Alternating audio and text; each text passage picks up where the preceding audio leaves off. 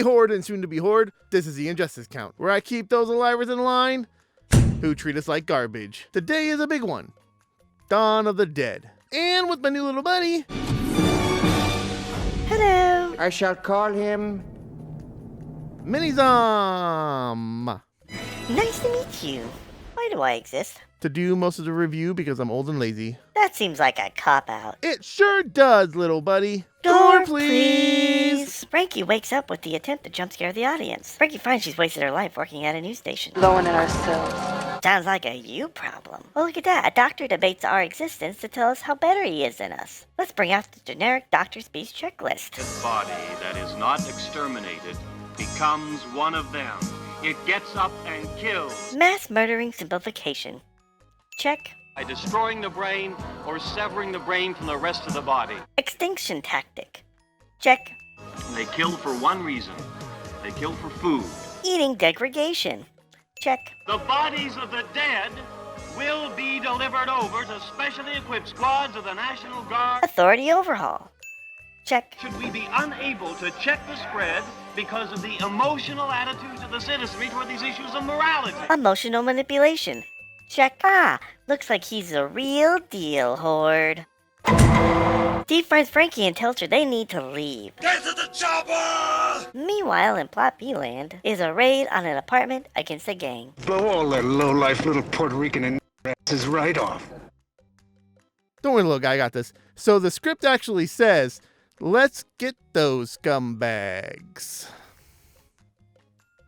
Yeah. Roger meets Rod to tell him that everything is gonna be okay. And the expected happens. Ha ha! Bang! Is this alivers killing each other?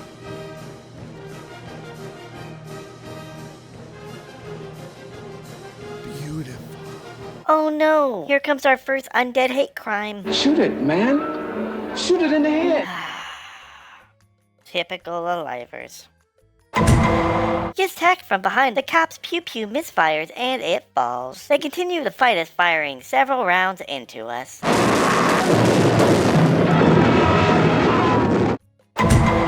Wow, that's a lot of bullets. You should save the rest for yourselves. Oh, I see you did. And here we have it, Horde. A loving embrace of an undead and an aliver turns into a magical romance.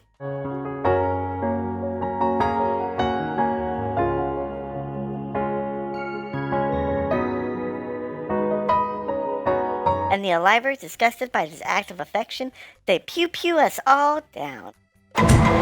Roger needs to breathe, and so does Peter. Can't relate. They share a moment of hopelessness by inhaling Cancer 6 together. A priest appears snitching on us, letting them know that we're in the basement. When they're dead, they give up to no one. Never give up, never surrender. We just need to protect him at all costs with that peg leg and all. Yes, little one. We respect our able disabled. Aw, they wanted to come in and join us. Let's see what happens.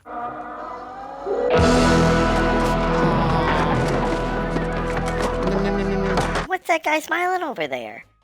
Now you're just loving your job a little bit too much. Smile, my darling, smile. Roger and Peter arrive at the basement and see us happily feasting. Yum, yum, yum, yum, yum. Yum, yum. Yum, yum. And then they slaughter us mid-meal.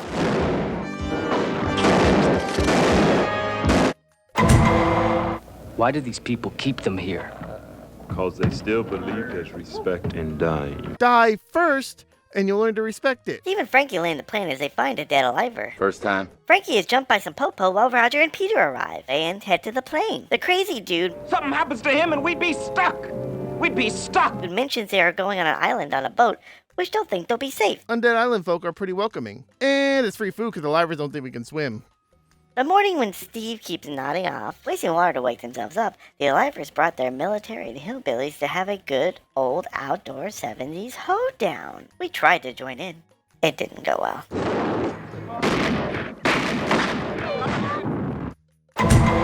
They land the plane to refuel, get supplies, jump scares, and free coffee. Peter sees a wiggle at the door and does what any aliver would do. All together now. Shoot first. Ask questions later. Such a good horde. You're the best. Zombo, some undead children are coming out to play. Oh, lovely. He's going to interact with us. He'll get to know us more like we do, Little. We can go to McDonald's.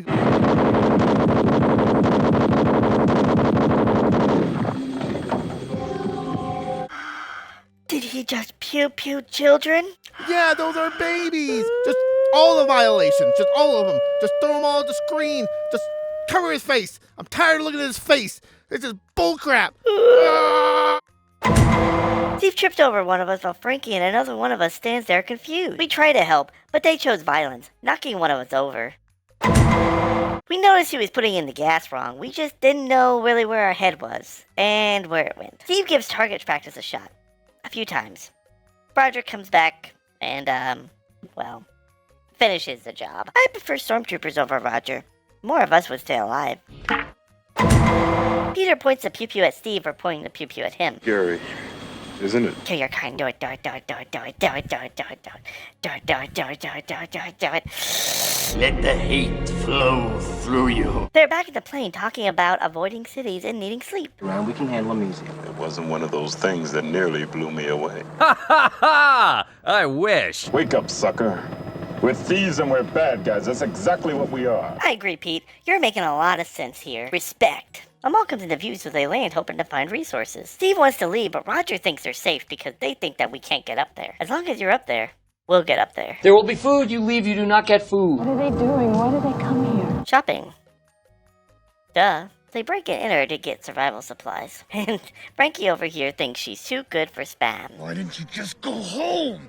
That's your home. Are you too good for your home? The stairway is the only way in and out, so they barricade the door. Steve passes out while everyone eats. Peter and Roger have a great idea to loot and antagonize as patrons at the mall for their own gain. Frankie thinks they're crazy, so they just hand her a pew-pew. They were nice enough to turn the music and amenities to try to distract us. And it kinda works. They interrupted the joy by bashing us in the face. And pew-pew us down. We fight them, pushing and shoving us away, and try to take their pew-pews away. Of course this fails because they have more pew-pews. And then Peter and Roger start their evil looting, try to distract us to break free from their loot. Oh, like that's gonna work. You think we're just gonna hear some noise and we're just gonna come on running? So we come running to the sound. Meanwhile, destructive Steve, trying to save his friends, finds us and attempts to shoot us. Obviously, like before, he misses every time. Soon running out of bullets, which means good luck for us. Cornering him, he finds some bullets. And with that, an unlucky shot to our head. Shame. Peter takes their junk while Roger unalives us more. And then we give Peter a nice, moist kiss. And then Steve pushes us off aggressively. And then Peter, he's yeeting us to the second floor. Peter unaliving us again, and again, and again, and again, and again. Little Zom, my baby. Oh no, they got you all winded. You just gotta breathe. I'll take over, little baby Zom. Ha, just kidding. I knew you were faking it. Get back to work. Oh. They run back to the shop by pushing, unaliving, and shoving us for their safety. Though one of us was being way over dramatic. Just for fun, we jump scare Roger for him just to put a screwdriver in our brain. They run downstairs and bang on that door again. Come on, guys. That's not gonna work again. We're not that stupid. Just like before, we run and fill up the downstairs. But now they're still trapped. Speaking of trapped, you should join our Horde by hitting that subscribe button and smashing that bell to get notified for more Horde activities. And then you can spread the video and you can grow our Horde army. Can you do it for me, please? I love you forever. They worked their way through the air ducts because you know what? They're super smart. We are met with fire, pew-pews, and being beaten to the point of being unalive. They took their resources, went to their hidey hole, and turned on the TV. If they just organize. I can't believe they let it get this bad. I can't believe they couldn't handle it. Alivers organizing? Psh. COVID told us that would never work. You underestimate those suckers and you get eaten. We think plenty. You're just not willing to try human flesh, which is really, really, really good. And it ain't just them things we got to worry about. Sounds like foreshadowing. These creatures cannot be considered human. They prey on humans. They do not prey on each other. Ew, why would we eat each other? That's so gross. Intelligence, seemingly little or no reasoning power, but basic skills remain are more remembered behaviors from normal life. Because we don't speak like you doesn't make us dumb. These creatures are nothing but pure motorized instinct. You just think you're better than us. They must be destroyed on sight. I don't like people like him. He's so icky. He did say a few things I agree with. Oh, the brains are already dead, and it's the idiots that are still alive. Based. We find the semi so they can keep us out, driving from one place to another, running and knocking us over just for fun. Then they go back for another round. Helpers arrive along with the undead mechanic to help fix the truck. Sadly, Peter pews down an admirer while Roger pews our helpful mechanic. Roger decides to splatter one of us on his windshield and knocks the other one over while smiling. What's up with that? They make it back while our arms fly off. Roger pews us, and Frankie gives us the same energy back. Roger, giving us all of our attention, drops his bag. It turns out that leads to some close kisses and some revenge nibbles. They drive away as Frankie goes boom boom on us. Back at the Heidi base, Roger has his love bites tended to. They don't learn it all and deck Rambo out back in the mall with a hole through our head. We'll get it all locked off, then we're going on a hunt. Then one of the undead medical techs tries to help Roger. Instead, they thank us by blowing us away again. They ride off. We're caught riding in the back, but then get a pew to the face. They make it to the door, locking it and burning us and ripping our hand off. They make it to their last stop, not missing another headshot apparently. Aww, how sweet. An undead and unalive connection. How rare. They wall us out and block us from the area with a wall. Just because we stink, they discard all of our bodies. Maybe if you didn't slaughter us, that wouldn't be the problem. And of course they rob a bank and anything they can carry. They're after us. They know we're still in here. No, we don't really care about you like that. They're after the place. They don't know why, they just remember. Nah, we just want to go buy stuff and eat you. Granddad was a priest in Trinidad. Used to tell us, when there's no more room in hell, the dead will walk the earth. Fascinating. It's like we can't even exist without some religious mumbo-jumbo. Sounds like some alivers trying to justify our actions. They're trying to stop Roger from turning by giving him drugs. And of course, Horde. You all know. Peter sits and waits for the inevitable. And then, it arrives. Admire it, little Zom. It's so beautiful.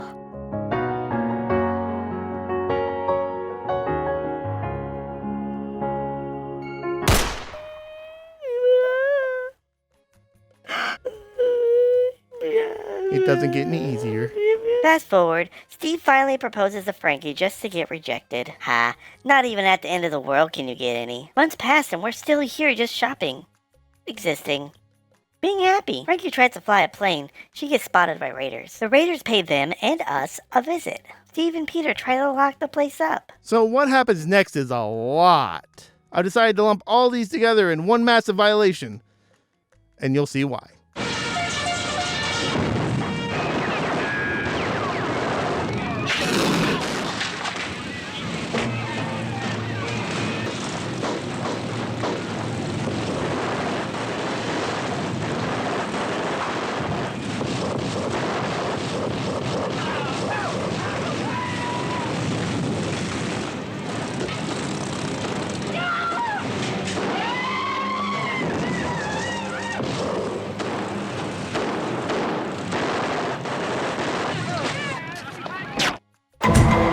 Steve and Peter fired their pew-pews and got noticed, which led Steve to get trapped in the elevator, eventually getting boomed in the shoulder.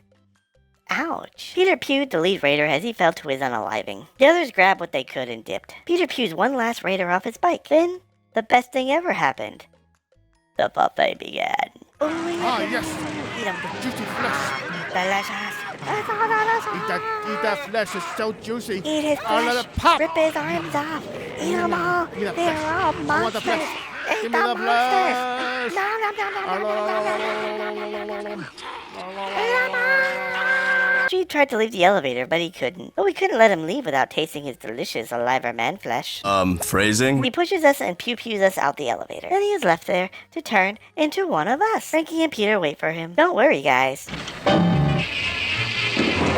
He's coming. Steve finally arrives so he can say hello, just to be blown away by Peter. Wow.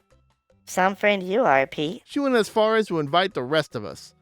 And then she leaves. Peter leads us to a room and we're expecting a party. And Peter ruins the fun by using violence and getting to the chopper. His pew-pew stay behind. So, he'll be one of us soon. They fly away and we get our mall back. That's all that matters. You know, a win's a win. And we live happily ever after. And an ever after it was, Mini Zom. Let's go to the count.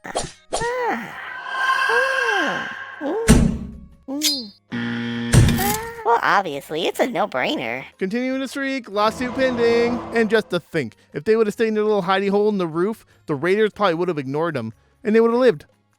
Oh well. But if that happened, we wouldn't have our happy ending. Very true, Mini Zom. Very true. Yes, little one. We respect our puberty. It's weird. I'm this old in puberty. Alright. She even went as far to invite the rest of us. Then she leaves. You got hair on me. God. This Oliver, he gets hair out everywhere.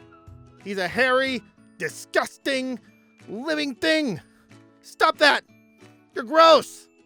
He's fucking gross. You're gross. Ew. Ooh, something happens to him and we'd be stuck. We'd be stuck. You on drugs?